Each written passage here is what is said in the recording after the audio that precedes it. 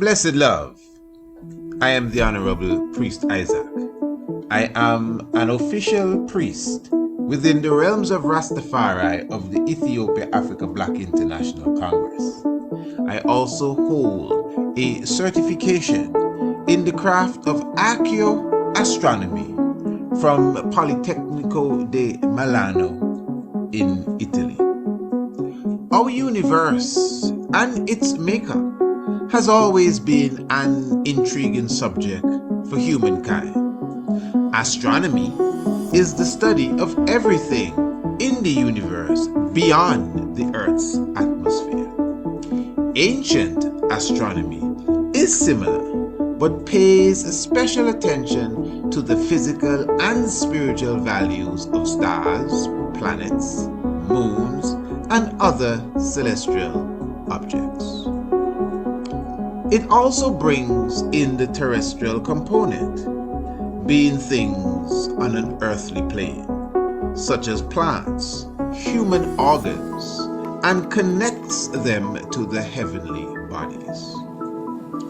In this course, you will learn the makeup of various planets and stars, how to locate them in the night sky, along with their associated constellations.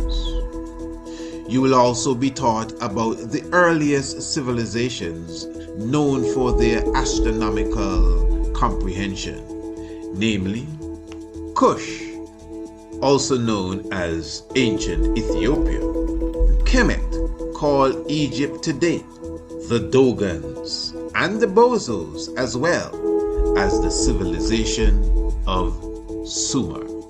You will also learn about black holes, their nature and origin, as well as how the ancients viewed them. Ancient astronomy is the mother of archaeoastronomy and astrotheology. Both subject areas are covered by the Priest Isaac's Institute of Holistic Knowledge. Sign up today. Visit our website, priestisaacinstitute.com, or email us, priestisaacinstitute@gmail.com for more information.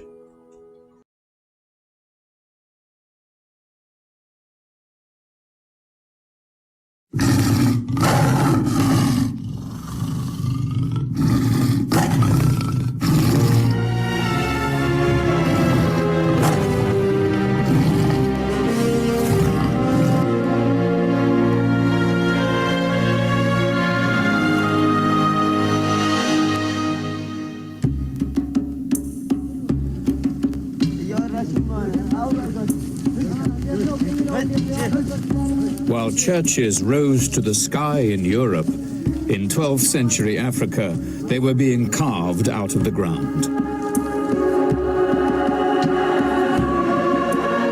These Christian pilgrims in Ethiopia are on their way to worship at one of them. In these highlands, in the 12th century, Lalibela, a new king from a new dynasty, built a new holy capital.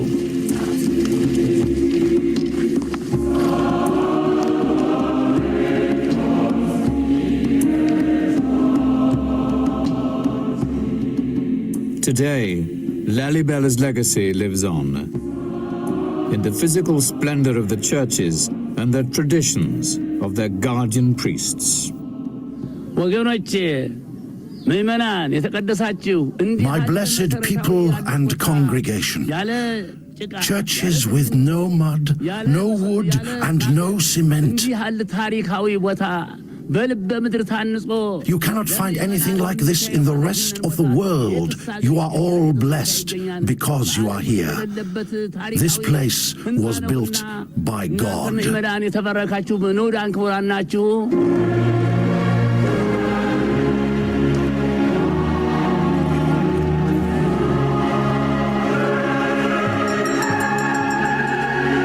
Every year on St. George's Day, pilgrims gather to celebrate a faith that has endured here for 16 centuries. These Christians claimed that God brought the Ark of the Covenant and the tablets of the Ten Commandments to their land. On holy days today, priests carry on their heads replicas of the tablets, wrapped in gilded cloth.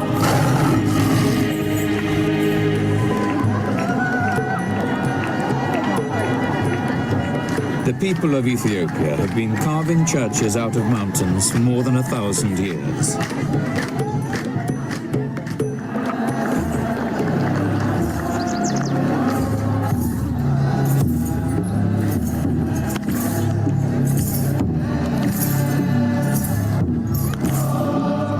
But the 11 churches of Lalibela symbolize their achievement to the outside world.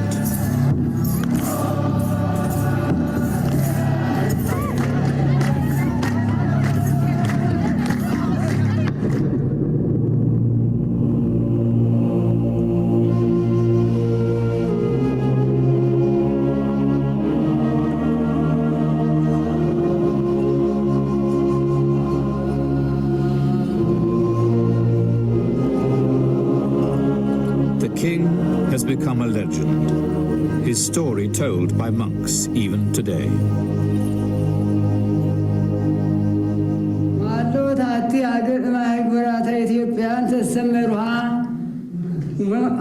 There was a city called Roha, where lived a man who belonged to one of the most noble of families, one of the richest in gold, silver, garments, precious stones, servants and maids.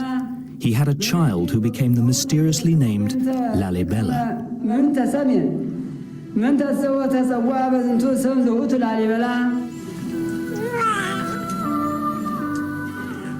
In the legend, the king's greatness was recognized at birth.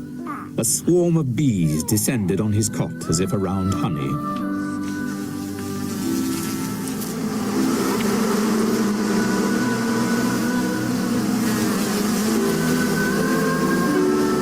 His mother named him Lalibela, which means the bee has recognized him as king. But these were not bodily bees, but angels who took bee form in order to announce his reign.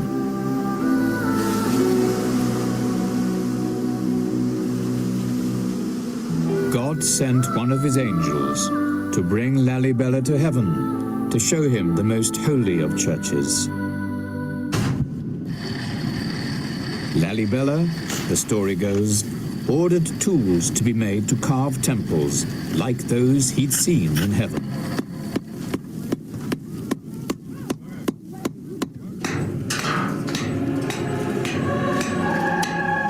His craftsmen turned the wild mountainside into a new Jerusalem.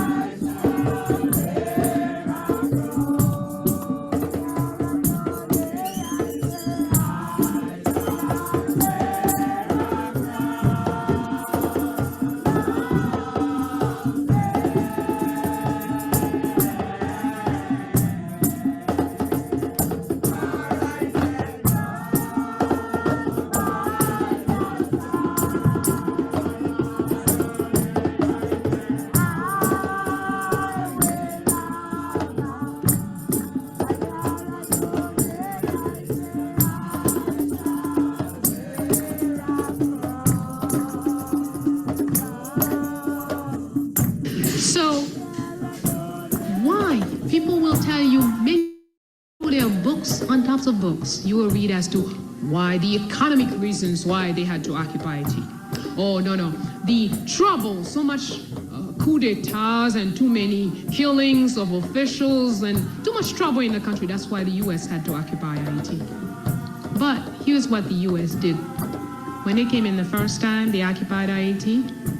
First, they changed all the worthwhile laws from the books.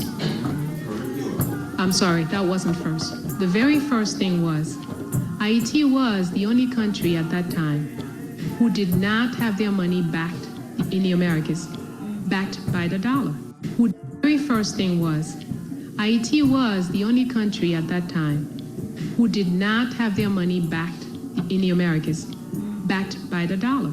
The very first thing was, Haiti was the only country at that time who did not have their money backed in the Americas, backed by the dollar. Our money was backed by gold.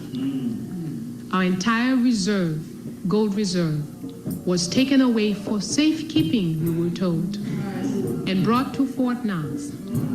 It has yet to return home. This was 1915. So, why? People will tell you many things through their books on tops of books. You will read as to why, the economic reasons why they had to occupy Haiti.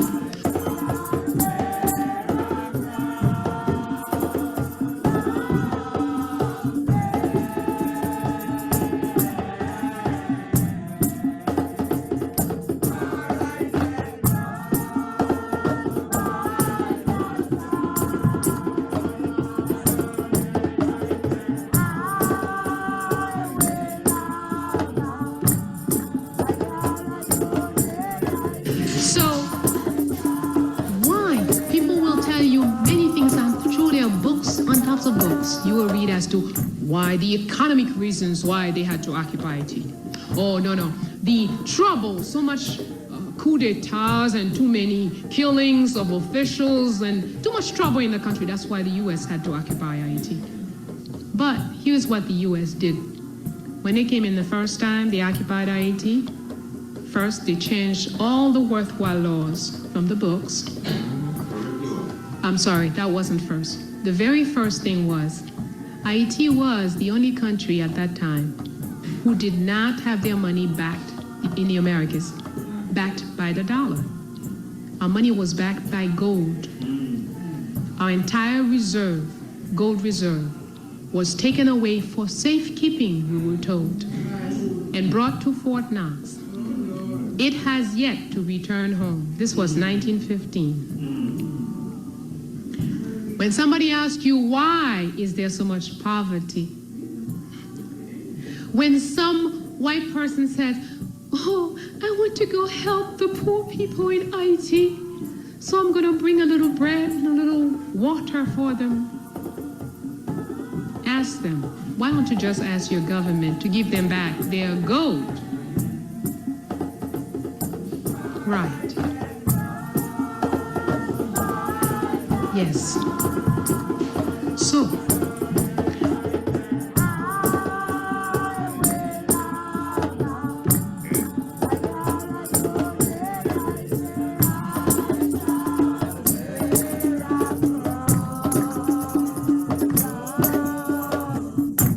Blessed love, royal family, give thanks for your presence.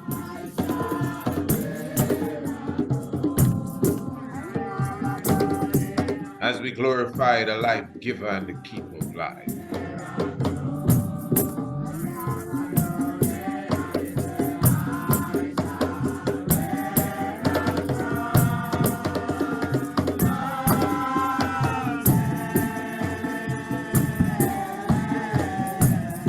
Yes, you are correct. You are in the lair, the tiger's nest.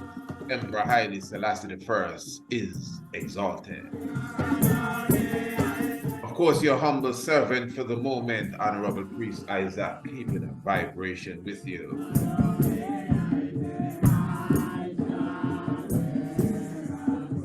Of course, a beautiful looking Wednesday evening. Talking about Radio Anu International. Yes, online radio, the international flavor, the universal spice. PriestIsaacInstitute.com. And of course, for the moment, we are streaming on the YouTube Priest Isaac channel.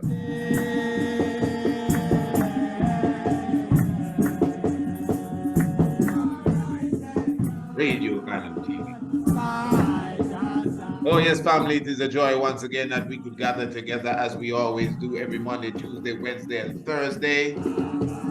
Once again on Radio Anu, exclusively really, you know, a Radio Anu program. Talking about online radio. Talking about the international flavor and the universal spice. Give thanks for the Nyabingis talking through the land.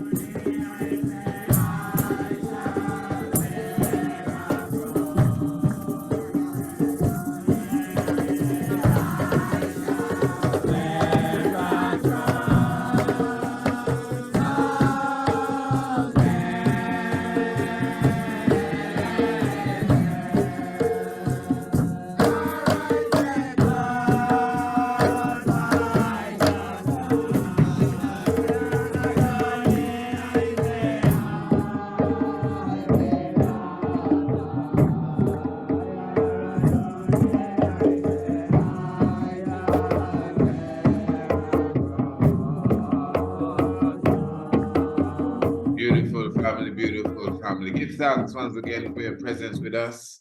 Give thanks to each and every one, wherever you may be internationally. Give thanks again, because this is the moment where, you know, we get our time to express ourselves. Let me just remind each and every one, those who may be listening on social media, this is the Tiger's Nest radio program. This is much different than a television program and a documentary or a 10-minute thing and debate and all of that. This is where we come and we hold a good vibe.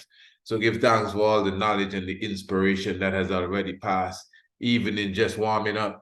We have a beautiful program this evening. We're going to be talking about the Bible in general and its Afrocentricity. I'm going to kind of put that in a fullness, is Afrocentricity, not just if it's an African book, but that's really the theme that we are working with, is the Bible, an African book. I gave somewhat of an intro to the subject earlier on the YouTube, so we're going to dive a bit deeper into it. And hey, I'm looking forward to tomorrow evening. Family, tomorrow evening, I'm talking about a Rasta Round Table, right here on Radio Anu. Now, this is very important. You need to get the schedule straight. The Rasta Round Table is a Radio Anu program. The online radio station, PriestIsaacInstitute.com. All the links in the description below for those who are viewing it on the YouTube.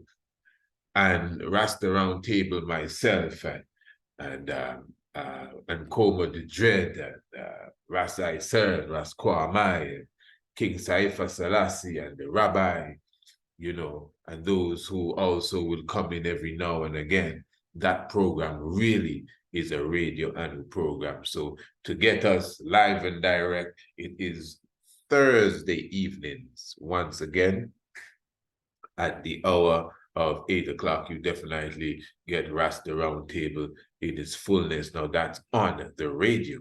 not on the YouTube, but more than likely, most of the programs, most of them, the vast majority of them, you will actually get the video aspect of it, and we would upload it to the YouTube, so no one gets left out. You missed the program there. But the thing is now, this is a new thing for our subscribers. We have subscribers to the Tiger's Nest radio program, this program tonight. You know, it is a subscription program. Yes, you don't have to pay to listen to it. But if you want to be a member of the subscription team, that's a different thing altogether, because now the program will become a collector's item for you, meaning that you would get a copy of the program each and every time the program is done. We send it to you in your email, via your email, and you get it in your inbox. It's your program. So if you miss the program, well, you'll never miss the program again. It's a simple thing. So I encourage everyone to become a subscriber to the program. And also keep in mind that those who are a part of the subscription team, they also will be getting the copy of Rasta Roundtable after we do that program. So like Thursday evening, tomorrow, let's just say you miss the Tiger's Nest and then you miss Rasta Roundtable. I don't know why this should be happening, because keep in mind, Rasta Roundtable comes on right after the Tiger's Nest. You know, we actually say 8 p.m., but it's not always 8 p.m. because sometimes the Tiger's Nest go a bit longer than an hour. Tonight looks like one of those evenings as well. So you need to be in the house, and if you miss it and you're a subscriber, you will get Rasta Roundtable as well within the whole vibes of the program. So you can't lose being a subscriber to the Tiger's Nest. You get the tiger, you get the lions, you get the whole round table. Beautiful, beautiful. And soon for now, we may consider adding a welcome to the House of Priests to that, but we will have an executive board discussion and then tell you about that decision. So I'm saying that one of the reasonings that we are having in this season is the Bible, an African book.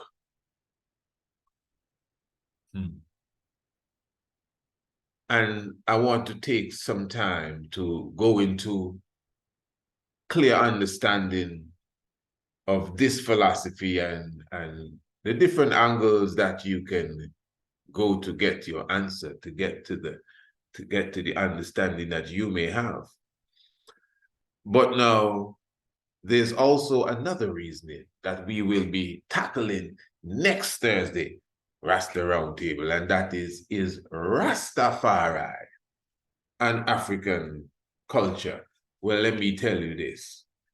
I intend to tackle that tomorrow night.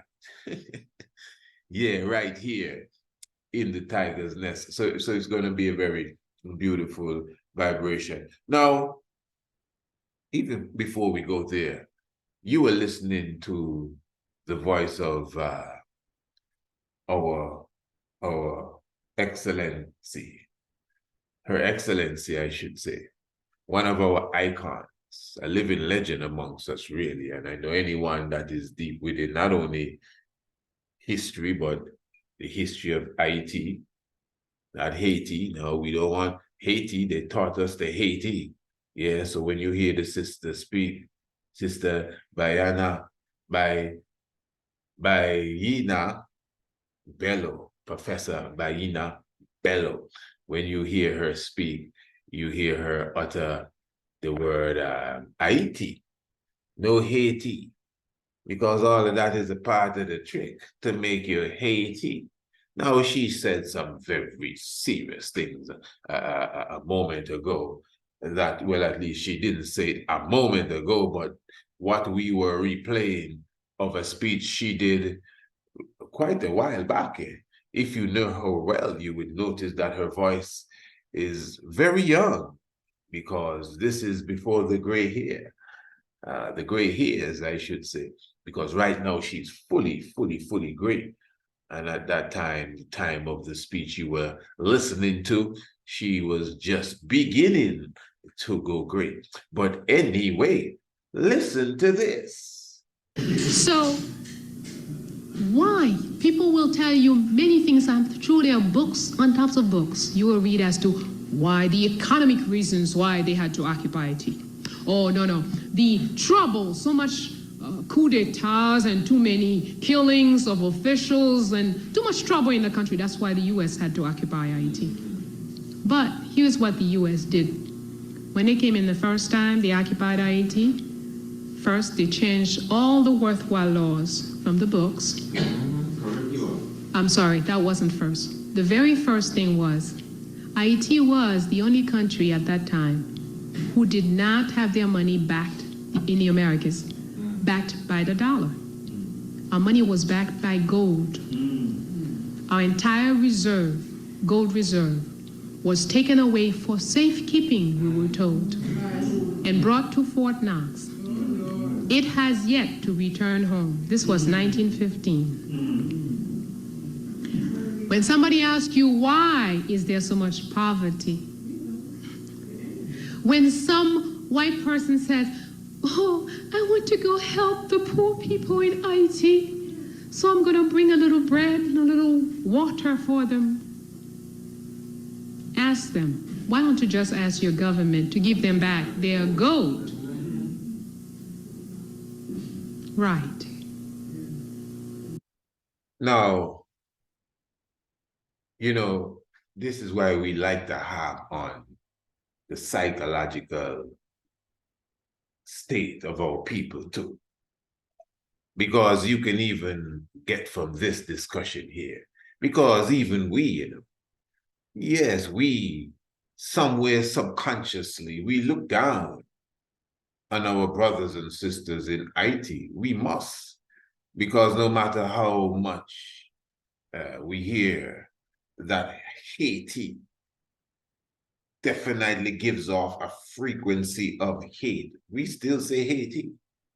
Very few people, after getting the lesson and understanding how dangerous it is just to call the people and the land Haiti and Haitians, and getting the comprehension that they refer to themselves as Haiti, a very ancient word, in fact, Haiti. Nothing necessarily given to them. Haiti was given to them. So in the interest and respect of sounds, Haiti is not that hard. But many of us, we cannot even muster enough love just to call her by her right name, Haiti. Because they have trained us as well to look down on her. They have trained her to look down on herself when it's not her fault. Look at that. Yeah? These wicked bastards, and many of our people that are living definitely below the miry clay. And many of us look at them and say, pull yourself up. Pull your socks up. Pull yourself up by your own bootstraps. Pull yourself up by your own bootstraps. Eh? Yeah. The only country in the Western world that was not backed by the American dollar, but was backed by its own gold reserve, Haiti. And Uncle Sam came in and said, hey, give us that. And it wasn't a simple deal. Eh? It's gunpoint. It's somebody selling out saying, of course, take it all. Yeah. And it gone to Fort Knox. And that's just one of the many reasons why Haiti is the Haiti that you know of today. You see, this is why the economic discussion is important. This is economics. This is, come on, tell me. This is economics. For those of you who were with us on Sunday, I hope you were in class. It wasn't just talking. We clearly showed you the difference between money, finance, and the economy. And this is why our economy, our existence, I'm talking about as an African people, is still a different existence than those of other nations, races, whatever have you. Some people don't like to hear that discussion. I mean, come on. I thought we were intelligent folks. This is a different thing. I just explained to you, not me, the beautiful Empress just explained to you how Uncle Criminal Sam dealt with the people of Haiti. We can talk about how the wicked dealt with the people of the Congo, and up to this day are dealing with the people of the Congo. And those of us who are quote unquote lucky to have a corporate job look down on our own brothers and sisters and say, oh, these people over there, they need to pull themselves up by their own bootstraps. They need to put these people in Haiti, they need to just stop the strippiness and pull up their socks. I'm tired of it now. But if they did you the same thing, in fact, they did you the exact same thing. Your circumstance is a bit different because the people of Haiti was a model for the world. Sister Bello says it in the same lecture she's giving there. Haiti became a model for the world. So just like Grenada, I mean, we can pull up all the examples. Another model for the world, we got to move this fella here. And he has the nerve to come all the way to New York. Maurice Bishop we're talking about. Give thanks to the Youth University, who gave a beautiful rendition on Sunday for Patrons Day. And Maurice Bishop. You understand? Yeah. So this is the reality of the world. So the rest of us, as I was saying about Maurice Bishop on a previous program, even when he came here in Antigua, the leaders quaked. All the Caribbean leaders were afraid to associate with him because he was a revolutionary. Maurice Bishop I'm talking about. Yeah. Remember Grenada at that time was supplying the world. Listen to me good. Grenada at that time was supplying the whole world.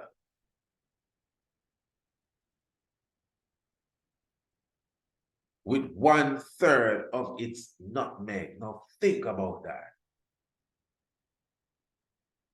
If you supply the world with 1/3 of anything that the world uses, I mean, come on. That's a super economy. That's an economy that can run a continent. So just imagine, no, that's just as good as having gold reserve, eh? He had nutmeg reserve.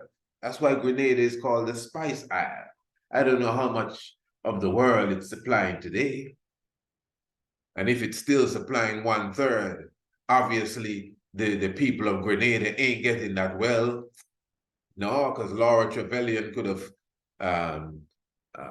she flew down there the other day with a whole heap of her family members and says she's going to pledge about 1,000 and something US, 100,000, pardon me, British pounds for the freedom of the people of Grenada. Man, we make that money. We make that money in a morning before noon, just selling spice megs or nutmeg. I wonder if you're following what I'm saying, the importance of the economy, and to get into the economy, to get into the discussion of our finances and the state of our money as a people. You got to talk history. You can. Okay, so you're going to talk to a person from Haiti or Haiti, as they said. You're trying to talk economic growth and all of that stuff. You're going to leave out the history that, hey, listen, your money here was backed by gold, but America came and said, stick them up. And up to now, you cannot get back your gold. So leave that out of the discussion. That has nothing to do with it. Of course, it has something to do with it. We're talking about the wealth of a nation and the wealth of a people. Of course, its history has something to do with it. And this is how we train to forget this stuff. Don't worry about that. It's all right. Let's love one another here. Love one another here. And the UN troops are coming in. I tell you, I take my own eyes in a man and see UN troops from Canada mistreating Haitians in Haiti, you know, man. With my eyes, I tell you what I see. Me talking to you. Right.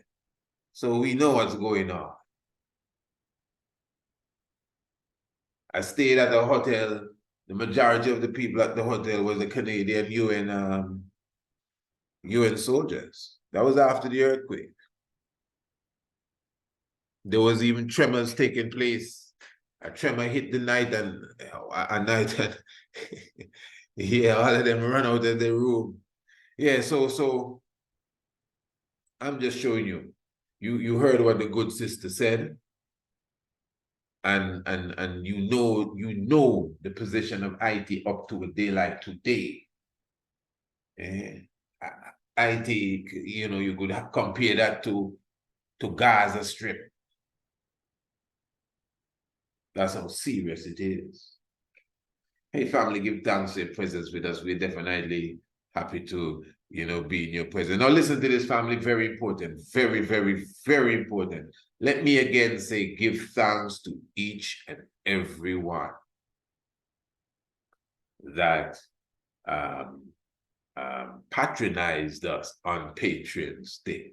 That's for sure.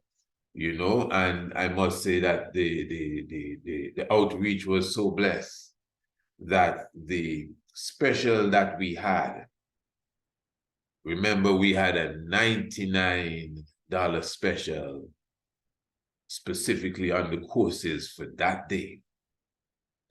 Well, listen to me. The Ancient Astronomy Course specifically, we are going to continue the $99 special until the end of the month of November. So you even have time. Check when you're seeing or hearing this message here. So the Ancient Astronomy Course itself, that ain't no jokey course. Believe me, that is no play thing. Anyone that partakes of the course must come out the other side saying, yeah, that's some serious vibes. Yeah, that's what it is. So just know that it's worth whatever the price is.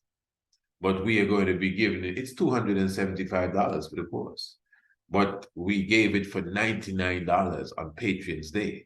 That was just for Patreon's Day. But, you know, as I said, many ones reached out. We're thankful. And I know there are many that still at the time maybe couldn't touch it.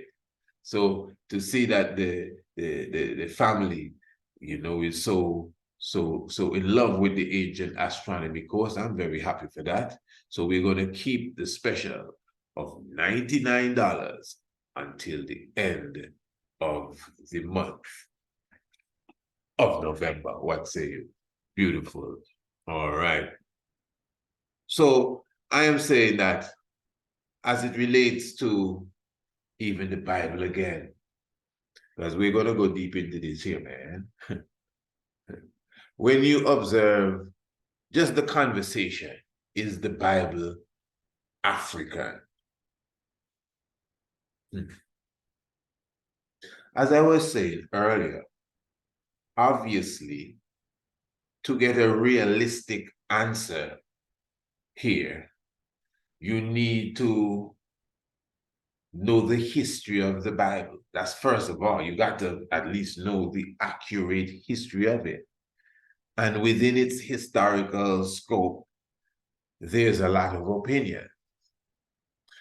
Many ones are skeptical of the gathering of those translators that supposedly came from the Levant and came to ancient Egypt or ancient Kemet and translated the Torah, the Torah from its Hebrew text into the Septuagint, which is Greek, and taking the Septuagint and creating the modern day Old Testament that we all know.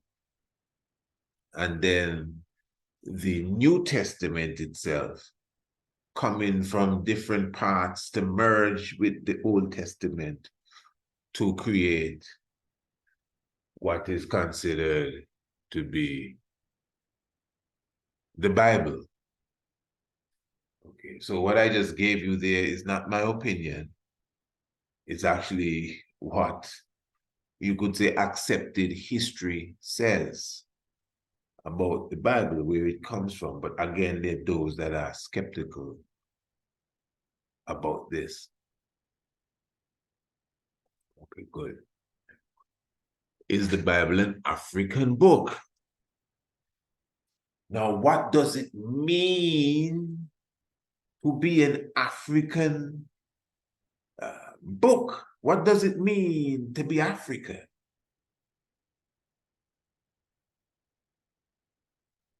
The book itself, as I asked earlier, the King James Version of the Bible,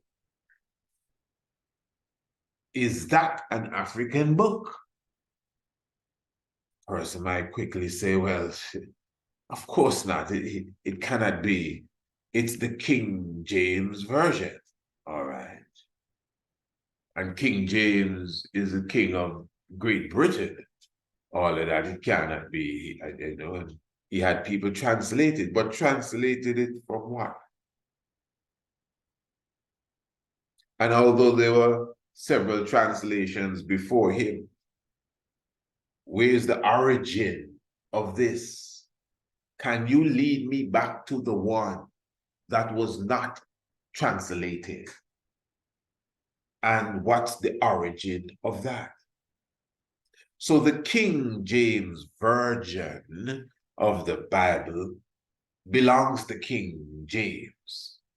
He is not African. Okay. So this is an English Bible. Am I correct? I'm just asking. All right, good. There are German Bibles, you know. All right, very good. Different, you have this codex and that codex and all of that.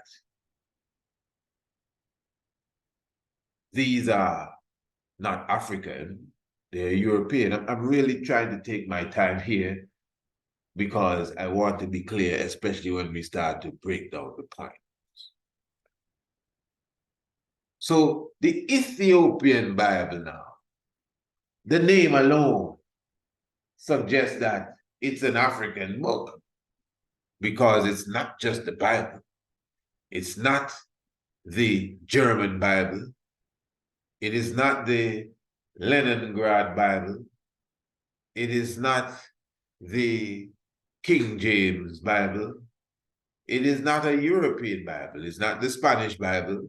It's the Ethiopian Bible. All right.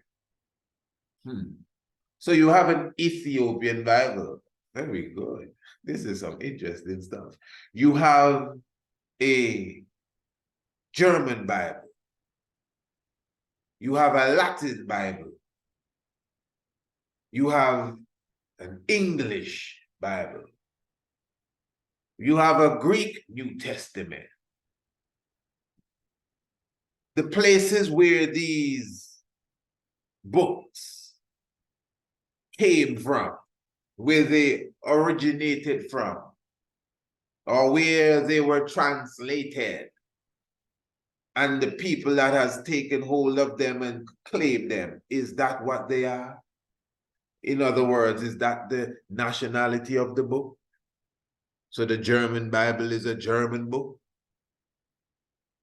Because it seems to take away from the question now, as if the question really cannot be answered if the Bible is an African book. But which Bible? So if we're going to answer the question, is the Bible an African book, I think we got to go to the original Bible. What say you? This is how I'm looking at it. Because the original Bible now, obviously, would be the book where all the other Bibles were translated from. So is the Ethiopian Bible the original Bible?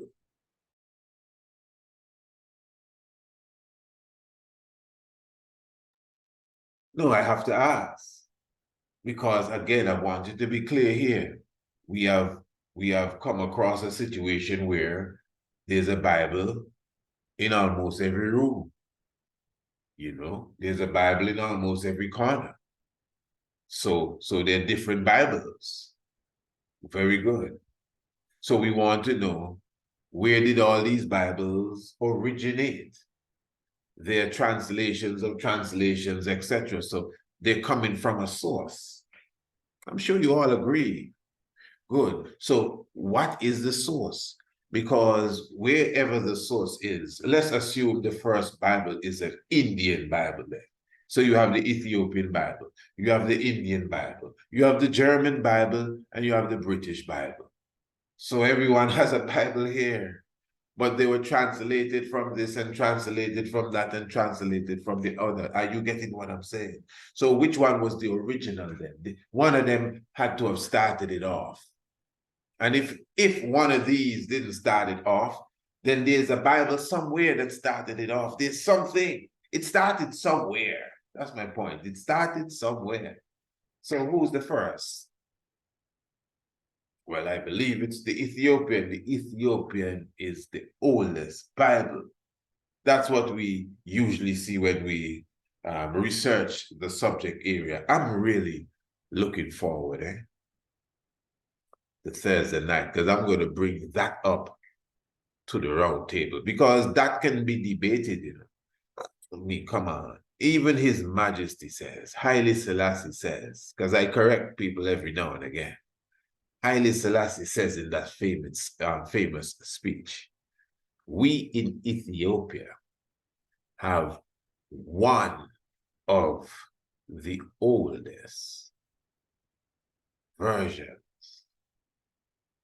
of the Bible.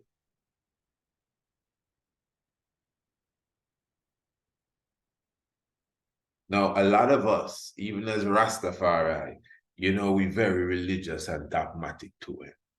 So without taking time to analyze things, we don't even want to hear something that we don't agree with. But I'm not putting anything on the Ethiopians. The Ethiopians themselves have a story of one of the ancient monks. I think his name is Abba Father Exir. And he came, we've spoken about this already several times. And he came into Ethiopia. He was coming from Syria. And he came into Ethiopia. Listen to this story good. He came into Ethiopia with the New Testament. And he's credited for translating the New Testament from that language into the language of Ge'ez. This is the Ethiopian version of the story. So if I am correct, and we're taught to learn, and we're taught to read and understand Well, listening and understanding, I'm getting that the Ethiopian Bible, or at least the New Testament, was translated from something else. Again, I am not making up that story. This is what I would have learned. This is what I would have read. Have you heard the story? I'm sure some of you have. The point I'm making is that we may be arguing that the original Bible was written in Ge'ez then, and that's the oldest. Yes, that's the oldest. In fact, Ethiopia is considered the oldest Christian kingdom.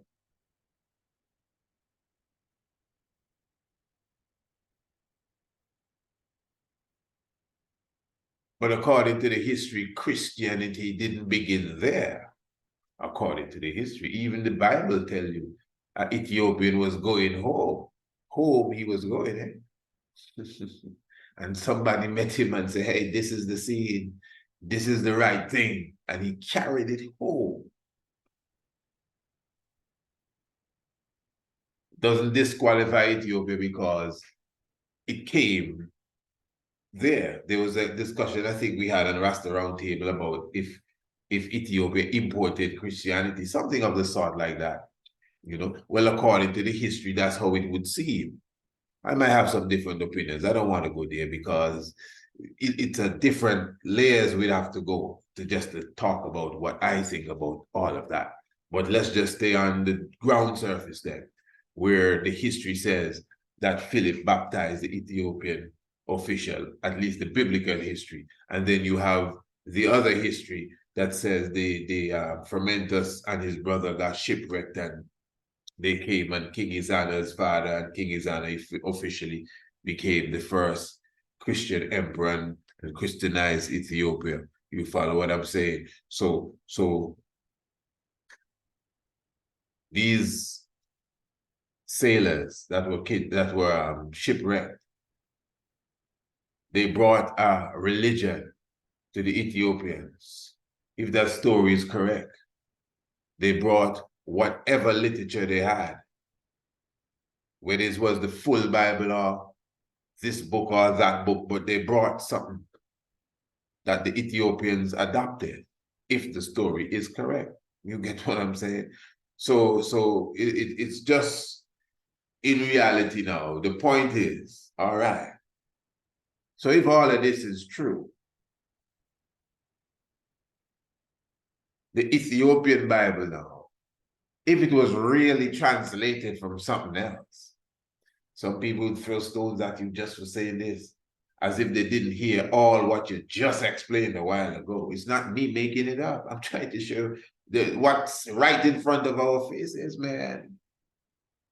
The Ethiopian history or legend says that people came there and translated the book into their language. The brethren even stopped the sun so that he could complete translating the book of Mary. And then when he done translate the book of Mary, he tells you, yeah, you can move the orb again. And then the sun went down. That's Ethiopian history. I'm showing you that Ethiopia, according to its history again, was without Christianity. Christianity was not the scene. And they had two Greek clergy people that got shipwrecked and ended up in Ethiopia and taught the courts about Christ and introduced them to a whole churchical order that was already established. Yeah. The man done had the Bible when they came there. According to the history, that's what I'm trying to show you. We don't have to run from that, you know. That's the history. No, history could be wrong. But I'm just showing you, if you're accepting history, you have to be very analytic when you read and understand, especially when you're trying to form your belief. Because to me, that's a very important thing, you know, belief, as they call it, you know, the concepts that you carry. Eh? Yeah, man, it's an important thing.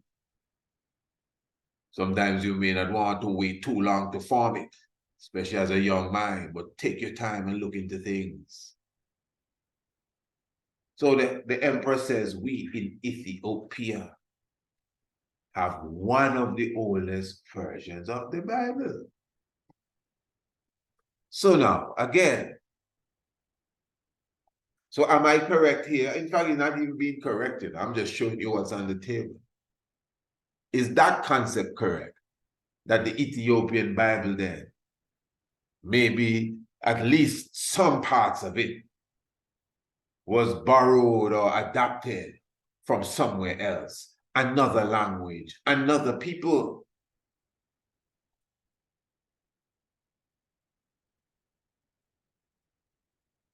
So if this is so, is the Ethiopian Bible African? Well, yeah, it's African because the Ethiopian Bible. Okay, right. And the English Bible is English because it's the English Bible, right? But the original Bible, where did that come from?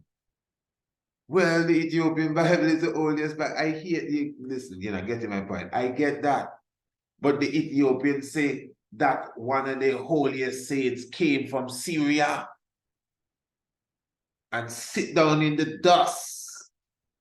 Man, when I get Rasta doing this on Thursday, I have to bring up this story here. This is going to be a heavy Rasta roundtable. I'm looking forward to this here. I'm not even going to say too much. All what you hear me saying here, I'm going to keep these as some pockets that I will bring to the conversation so we stay on track. I want to know what it is about that man. Who is he that came to Ethiopia to translate New Testament?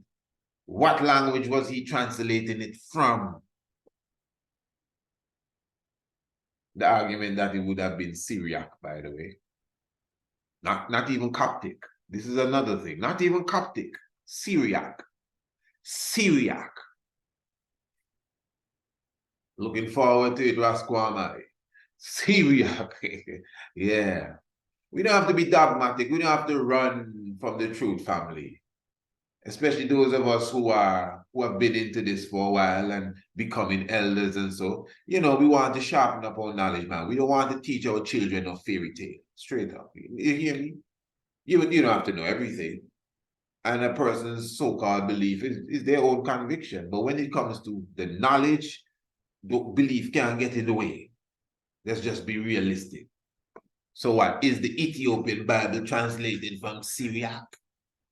Just a question.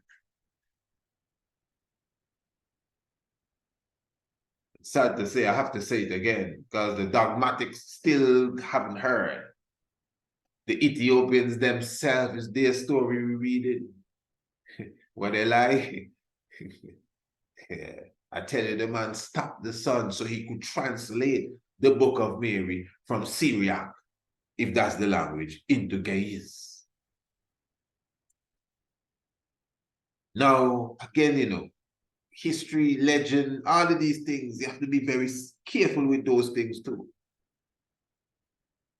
Because the fact that the man stopped the sun to finish translate that put a serious, what's the word? That makes the story very, what's the word? Circumspect. Yeah. You listening to the story all the time and say, yeah, man, the Ethiopians, yeah, they didn't have the original New Testament. How you know that? Man, the history say a man came from Syria, yeah? Yeah, man, and he had the New Testament done written already. You joking? Yeah, in what language? In Syriac. Yeah, Syriac is a very old language. The Syriac script is a very old script now. That's me talking now, just realistically. The Syriac script is very old script. A lot of languages from that part of the world came out of the Syriac script. Man, we have the linguists with us in the rabbi, man, when we got a Thursday. So yeah, this man come with the book and he translate the New Testament in a day. Wow. In fact, the sun was going down and he didn't finish the Book of Mary. Yeah, and he went and light a lamp. No! The man prayed to God and he stopped the sun. You say what? He prayed to God and he stopped the sun for about 3 hours. listen, don't talk too loud, be quiet. But they say he stopped the sun. Yeah. And when he finished translate the book, he tell God he done and the sun move again. So that's in the history. No, you see, this is serious. This is serious. Come on, let's be straight. Because even those of you who are, let's say, religious minded, you would believe that Joshua stopped the sun literally, but him alone, nobody else stopped the sun but Joshua. But these people here saying somebody else stopped the sun to translate the Bible into the Ethiopian language. I know I harp on this point for a while because it's, it's an important point. But don't worry yourself. We're going to go deeper right now. No, we just begin. Family, we just begin, man. This is the tiger's nest. Now, hear this now. Let me just remind everyone before we're going to seal up on the YouTube. So YouTube family, you know what to do. The link is in the description below. We just begin. We're going to go into some history now and get this thing on another level. You check it. Because before, listen, let me say that. Remember, we said that the original New Testament after the Torah, because the Torah thing is another thing. That's just history spoken of, but there's no evidence of Torah. You know? Come on, man. There ain't no evidence of Torah. But anyway, the Bible as we know it, Septuagint, got its beginning in Africa. You hear me? But anyway, let me leave it at that. When we return, we will go more into that. So remember, those of you who are hoping to get your Ancient Astronomy course on Sunday for $99, I give thanks to see the enthusiasm for such. So we're gonna leave that until the end of the month, the end of November. Of course, I will continually remind you that you can get the Ancient Astronomy course. Just visit our website, priestisaacinstitute.com, and you will get the Ancient Astronomy course, a beautiful course. One of these evenings, I'm going to come on the YouTube and give a preview again of the course so one could understand how professional this course is, how precise information-wise. Your teenagers, even your young ones, will love it. You know, not boring, definitely not drawn out, sharp, colorful, graphics, everything. There's a beautiful course, nothing to yawn at. You'll all love it. And I'm definitely looking forward to, interacting with you on that course. All right, beautiful family. So, yes, those of you on Radio Anu, we're going to continue. Those of you who are watching, press the link in the description below. Join us as we enter. Blessed love.